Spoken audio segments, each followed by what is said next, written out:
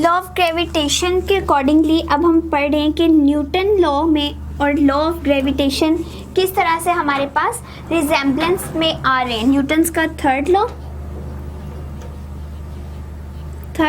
Of Newton and law of gravitation.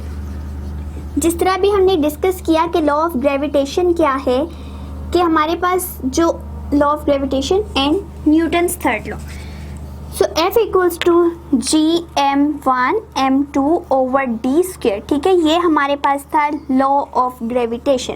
इसके accordingly क्या हो रहा था कि अगर एक मास m1 है, ठीक है, इसी तरह m2 है, इन दोनों के दरमियान डिस्टेंस है d, इस तरह से सेंटर पॉइंट में d डिस्टेंस, एक फोर्स जो दूसरी पे लग रही है दैट इज F।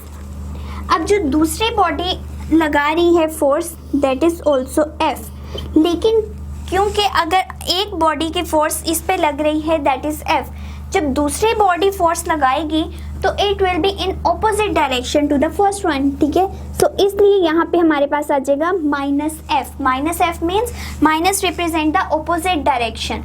ये वैल्यू माइनस नहीं कर रहा बट एक ऑपोजिट डायरेक्शन को शो कर रहा है।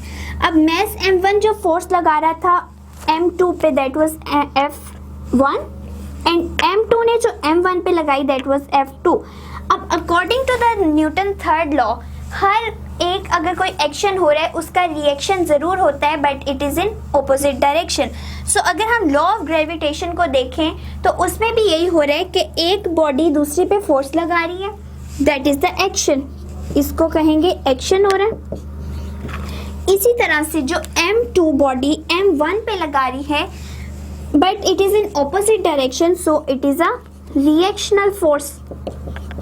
तो यहीं से पता चल गया कि न्यूटन थर्ड लॉ में और लॉ ऑफ ग्रेविटेशन में कितनी रिजेम्बलेंस है, कि लॉ ऑफ ग्रेविटेशन के अकॉर्डिंग हर एक बॉडी दूसरी बॉडी को अट्रैक्ट कर रही है, जबकि उन with the product of their masses and inversely proportional to the square of the distance.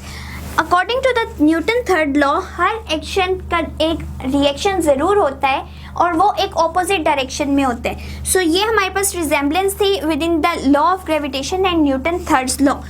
m1 जो फोर्स लगा रहा है m2 पे, अगर वो F1 है एंड m2 जो लगाएगा वो -F2 है but they are in opposite direction. और यहाँ पे भी हमारे पास जो चीज़ आ रही है कि डिस्टेंस दोनों के दरमियान d ही है। मास m1 कुछ भी हो सकता है, बड़ा भी हो सकता है, छोटा भी हो सकता है, एंड देन वो डिपेंड करेगा कि कितनी हद तक बड़ा हो गया। जिस तरह हमने अर्थ को और एप्पल की एग्जांपल ली थी कि अर्थ का मास बहुत ज़्यादा बड़ा था, इस वजह से अर्थ जो है एप्पल की तरफ अट्रैक्ट नहीं होती, लेकिन जो एप्पल का मास है अकॉर्डिंग टू द अर्थ वो बहुत छोटा है और उसके ऊपर जब ग्रेविटेशन की फोर्स लगती है तो वो अट्रैक्ट हो जाता है। इसी तरह हर चीज़ का एक्शन और रिएक्शन ज़रूर होता है। एक्शन और रिएक्शन दोनों एक ही बॉडीज़ पे नहीं होते। एक्शन अगर एक बॉडी दूसरे पे कर रही है तो दूसरी बॉडी रिएक्शन शो करेगी पहली बॉडी पे। सो हमारे पास इसी तरह से law of gravitation and Newton's law का जो है रिजेम्बलेंस शो हो रही है।